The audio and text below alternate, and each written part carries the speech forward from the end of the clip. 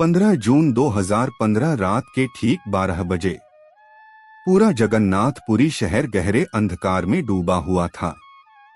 यह कोई साधारण बिजली कटौती नहीं थी। यह एक सोची समझी योजना थी और इस योजना के पीछे एक गहरी रहस्यमयी प्रक्रिया चल रही थी। उस रात भगवान श्री कृष्णा का असली दिल प्राचीन मूर्ति से निकालकर एक नई मूर्ति में स्थापित किया जा रहा था। यह भी हजारों बरसों से एक परंपरा के रूप में चली आ रही है। लेकिन सवाल उठाता है, क्या यह सचमुच भगवान का दिल है? और अगर हां, तो क्या यह 5000 वर्षों से अधिक संरक्षित रह सकता है? या यह कोई प्राचीन उन्नत उपकरण है जो हमारी समझ से परे है? जगन्नाथ मंदिर के नियम इतने सख्त हैं कि इसमें सिर्फ हिंदुओं को प्रवेश की अनुमति है। यहां तक कि भारत के पूर्व प्रधानमंत्री इंदिरा गांधी, रवीना टैगोर और महात्मा गांधी जैसे महान व्यक्तियों को भी प्रवेश नहीं मिला। ऐसा क्यों? मंदिर में हर दिन ध्वज बदला जाता है। यह परंपरा लगातार 800 वर्षों से चली आ रही है। लेकिन कहा जाता है कि अगर किसी दिन यह ध्वज नहीं बदला गया तो मंदिर 18 सालों के लिए बंद हो जाएगा। इसके पीछे का रहस्य क्या है? 500 साल पुराने भविष्य मलिक ग्रंथ में कहा गया है कि जब यह मंदिर पानी में डूबेगा तब पूरी दुनिया का विनाश होगा। यह भविष्यवाणी किस ओर इशारा करती है? क्या यह केवल एक धार्मिक ग्रंथ है या इसके पीछे कोई वैज्ञानिक संकेत छिपा है? मंदिर की वास्तुकला अपने आप में एक चमत्कार है। यह अद्वितीय इसलिए आज से भी है कि इसके शिखर पर फहराया जाने वाला ध्वज हमेशा हवा के विपरीत दिशा में लहराता है और मुख्य द्वार पर स्थित 22 सीढ़ियां, जिनमें से तीसरी सीढ़ी पर पैर रखना सख्त मनाएं। इन परंपराओं के पीछे की कहानी क्या है? जगन्नाथपुरी का यह मंदिर रहस्यों से भरा हुआ है। इसकी परंपराएं, भविष्यवाणियां और चमत्कार हर किसी को चौंका देती है। आइए इस वीडियो के माध्यम से विज्ञान और आस्था के संगम को समझने की कोशिश करते हैं। यह सिर्फ एक मंदिर नहीं है, यह रहस्य है। आइए इसे समझें। आज हम बात करेंगे भगवान श्री कृष्ण के हृदय से जुड़े उस रहस्य की जो सदियों से छिपा हुआ है। आज हम चर्चा करेंगे भविष्य मलिका की, उस भविष्यवाणी की जो पूरी दुनिया को झकझोर सकती है। साथ ही इतिहास, रहस्य और विज्ञान के दृष्टिकोण से इस मंदिर की अद्भुत कहानियां की पड़ताल करेंगे। जगन्नाथ मंदिर भारत के उड़ीसा राज्य में पुरी में स्थित है और इसे दुनिया के सबसे रहस्यमय मंदिरों में से एक माना जाता है। जगन्नाथ का अर्थ है जगत के स्वामी, बद्रीनाथ द्वारका और रामेश्वर के साथ यह मंदिर हिंदू धर्म के 4 पवित्र धामों में से एक है। इस मंदिर का उल्लेख प्राचीन ग्रंथों जैसे ब्रह्मा पुराण, नारद पुराण और स्कंद पुराण के उत्कल खंड में मिलता है। ऐसा माना जाता है कि यह मंदिर सतयुग की शुरुआत से ही अस्तित्व में है और इसकी दिव्यता आज भी भक्तों को अपनी ओर आकर्षित करती है। जगन्नाथ मंदिर का सबसे बड़ा अनसुलझा रहस्य ब्रह्मा पदार्थ, जिसे भगवान श्री कृष्ण का हृदय माना जाता है। यह कैसा रहस्य है जिसने सदियों से भक्तों और वैज्ञानिकों दोनों को हैरान कर रखा है? हर साल में इस मंदिर में एक विशेष और रहस्यमयी परंपरा निभाई जाती है। इस प्राचीन परंपरा के तहत भगवान जगन्नाथ, बलभद्र और सुभद्रा की लकड़ी से बनी पुरानी प्रतिमाओं को हटाकर नई प्रतिमाओं को स्थापित किया जाता है। लेकिन इन पुरानी प्रतिमाओं के भीतर मौजूद ब्रह्मा पदार्थ को संभालकर नई प्रतिमा में स्थानांतरित किया जाता है। यह परंपरा इतनी पवित्र और गुप्त होती है। इसे निभाना के लिए कई कड़े प्रबंध किया जाता है। इस रात पूरे शहर की बिजली काट दी जाती है और हर जगह अंधेरा कर दिया जाता है। मंदिर की सुरक्षा सीआरपीएफ की निगरानी में रहती है।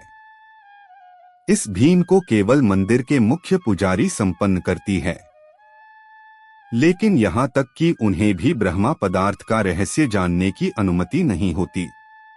उनकी आंखों पर पट्टी बांधी जाती है और हाथों में मोटे दस्ताने पहनाए जाते हैं। कुछ पुजारी ने अपने अनुभव साझा करते हुए बताया है, जब मैंने इस ब्रह्मा पदार्थ को छुआ तो मुझे एक अनोखी शक्तिशाली ऊर्जा का अनुभव हुआ। ऐसा लगा जैसे मेरे हाथ में कोई जिंदा चीज है, जो किसी खरगोश की तरह चल रही थी। लोगों का मानना है कि ब्रह्मा पदार्थ और कुछ नहीं है, बल्कि भगवान श्री कृष्णा का धड़कता हुआ दिल है, जो 5000 सालों के बाद भी जीवित है। यह रहस्य आज भी विज्ञान और आस्था के बीच टकराव का विषय बना हुआ है। अगर आप हमारे चैनल पर पहले बार आए हैं तो इसे सब्सक्राइब करना ना भूलें और वीडियो को लाइक जरूर करें। हम सभी के मन में यह सवाल जरूर उठता है कि भगवान श्री कृष्णा का हृदय जगन्नाथपुरी मंदिर में कैसे आया, और क्या यह सचमुच संभव हो सकता है। इस अद्भुत रहस्य को समझने के लिए हमें समय के पहियों को थोड़ा सा घूमना पड़ेगा और चलना होगा 3102 पूर्व में, यानी करीब 5000 साल पहले। यह वह समय था जब भगवान श्री कृष्णा ने अपनी लीला समाप्त कर इस पृथ्वी से विदा ली।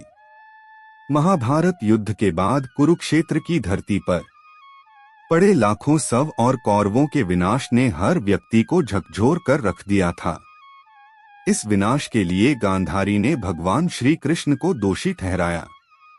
अपने 100 पुत्रों की मृत्यु के शोक में डूबी गांधारी ने श्राप दिया कि हे कृष्णा, जैसे मेरे पुत्रों का वंश समाप्त हो गया है, वैसे ही तुम्हारा यादव वंश भी आपसी लड़ाई में नष्ट हो जाएगा और 36 वर्षों के भीतर में तुम्हारी द्वारका समुद्र में समा जाएगी। 36 वर्षों बाद गांधारी का यह श्राप सत्य साबित हुआ। यादव वंश के भीतर आपसी झगड़ा और क्रोध ने विकराल रूप ले लिया। एक दिन नशे में कई यादवों ने एक दूसरे को मारना शुरू कर दिया। इसके बाद द्वारका नगरी समुद्र में डूब गई। यह स्पष्ट संकेत था कि भगवान श्री कृष्णा का पृथ्वी पर समय समाप्त हो चुका है। भगवान श्री कृष्णा द्वारका से निकलकर जंगल की ओर चले गए।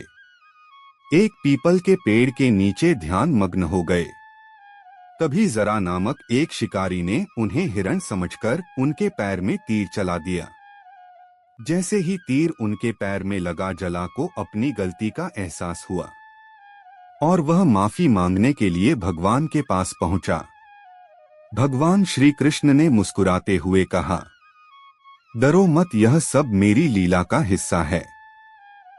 त्रेतायुग में तुम राजा बाली थे, मैंने राम अवतार में तुम्हें छल से मारा था।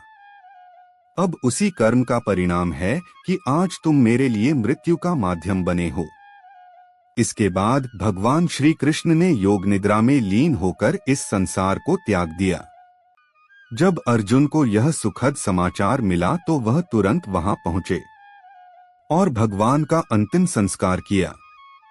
लेकिन एक चमत्कार हुआ, भगवान का पूरा शरीर पंचतत्व में विलीन हो गया सिवाय उनके हृदय के। यह दिव्य हृदय धड़कता हुआ और ऊर्जा से भरपूर था जो जलने से बच गया। इसे बाद में ब्रह्मा पदार्थ कहा गया। अर्जुन ने इस दिव्य पदार्थ को एक लकड़ी के मंच पर रखा और इसे पवित्र नदी में बहा दिया। यह दिव्य हृदय नदी में बहता हुआ लंबे समय बाद उड़ीसा की महानदी तट पर पहुंचा। उस समय वहां एक सम्राट जनजातीय समुदाय रहता था। इस जनजाति के मुखिया विश्वासु थे।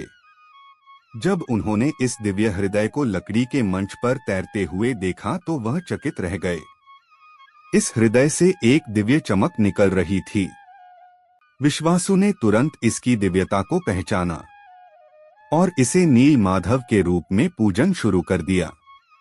इसी समय मालवा राज्य के राजा इंद्रदेवम, जो भगवान विष्णु के परम भक्त थे, उन्होंने भगवान नील माधव के दर्शन की प्रबल इच्छा व्यक्त की। उनकी यह खोज आगे चलकर भगवान जगन्नाथ मंदिर के निर्माण की आधारशिला बनी। इस दिव्य और रहस्यमयी कहानी को आगे बढ़ाने से पहले इस वीडियो को लाइक जरूर करें और चैनल को सब्सक्राइब करना ना भूलें, क्योंकि आपका यह छोटा सा सहयोग हमारी बहुत बड़ी मदद करता है। मालवा के राजा इंद्रदेव भगवान विष्णु के परम भक्त थे। एक रात भगवान विष्णु ने सपना में दर्शन देकर आदेश दिया कि वह उनकी दिव्य मूर्ति नील माधव को ढूंढे और उनके लिए एक भव्य मंदिर का निर्माण करें। भगवान ने संकेत दिया कि यह मूर्ति नीलांचल के एक गुफा में छुपी है। राजा ने अपने ब्राह्मण पुजारी विद्या को नील माधव की खोज के लिए भेजे। कई दिनों की कठिन यात्रा के बाद विद्यापति ने आदिवासी मुखिया विश्ववासु के बारे में सुना, जो एक गुफा में छुपी इस दिव्य मूर्ति को पूजा करता था। विद्यापति ने नील माधव की पूजा की अनुमति मांगी, लेकिन विश्व ने इसे अपनी जनजाति का रहस्य बताते हुए मना कर दिया। विद्यापति ने चालाकी से उनकी बेटी ललिता से विवाह कर लिया और इस प्रकार विश्वबाजु का विश्वास अर्जित किया। ललिता के माध्यम से विद्यापति ने विश्वासु को मनाया और उसे गोपालक ले जाने के लिए राजी कर लिया।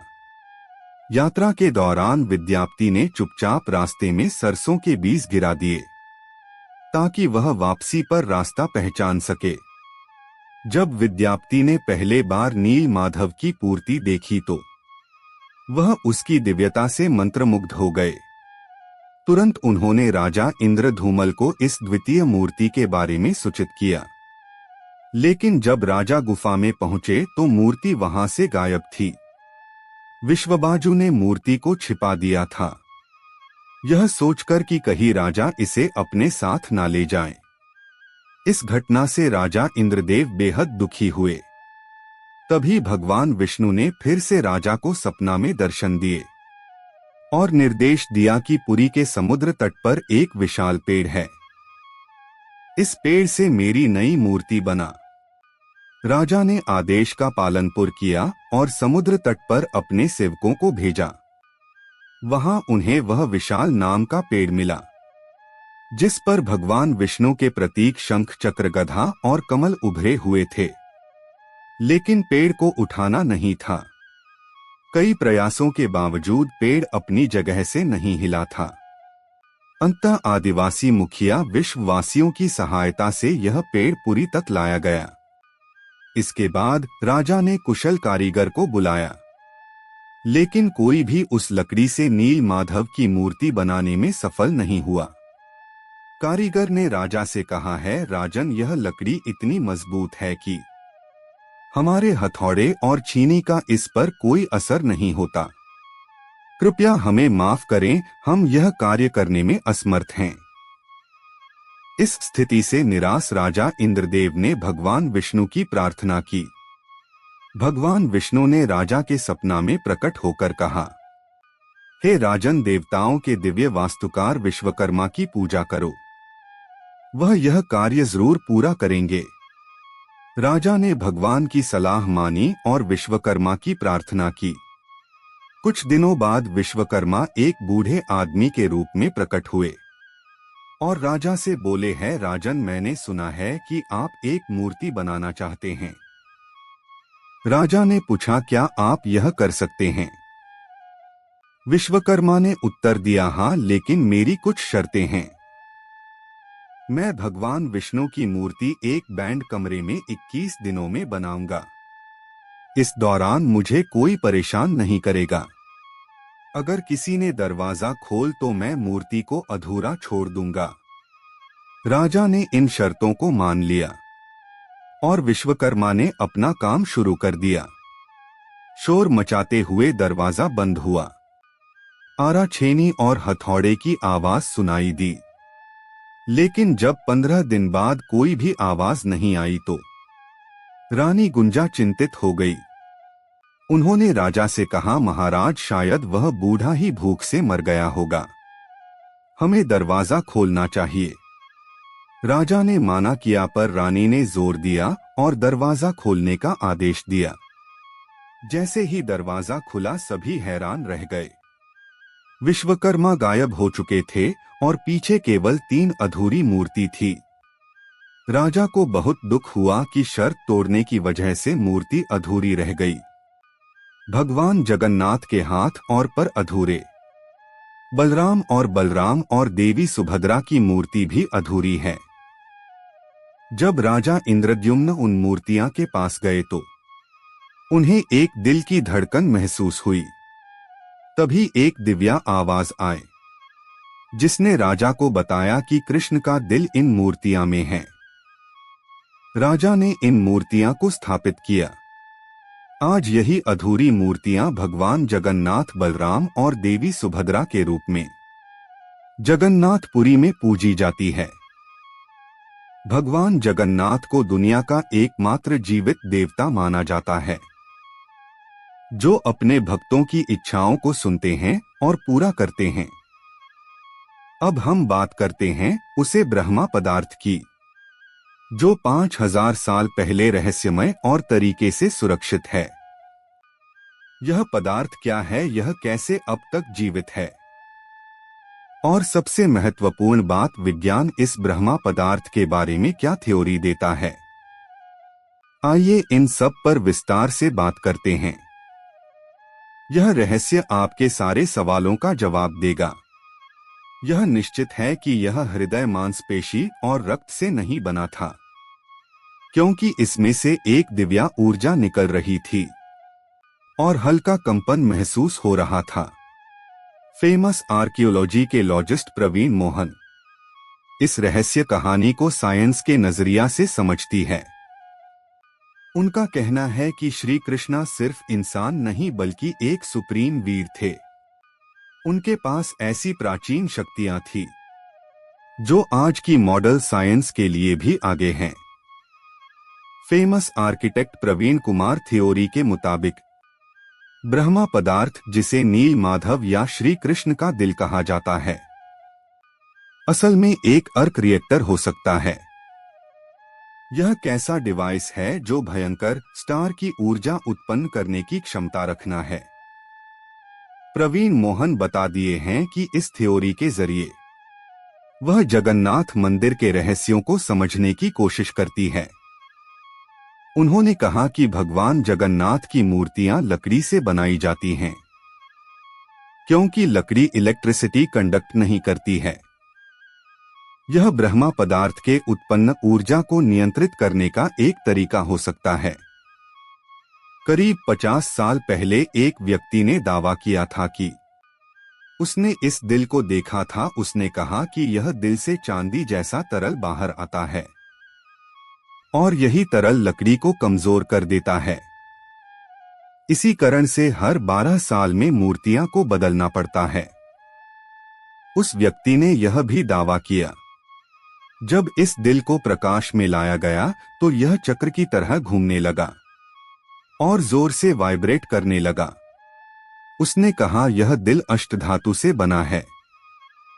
इसके अलावा जब ब्रह्मा पदार्थ को मूर्ति से बाहर निकाला जाता है तो इस सक्रिय होने से रोकने के लिए पूरे शहर की बिजली बंद कर दी जाती है। यह आज भी वैज्ञानिकों और श्रद्धालुओं के लिए रहस्यमय बनी हुई है।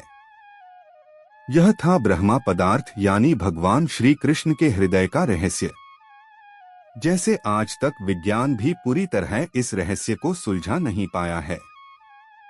वीडियो को आखिरी तक देखने के लिए धन्यवाद। जय हिंद, जय जगन्नाथ।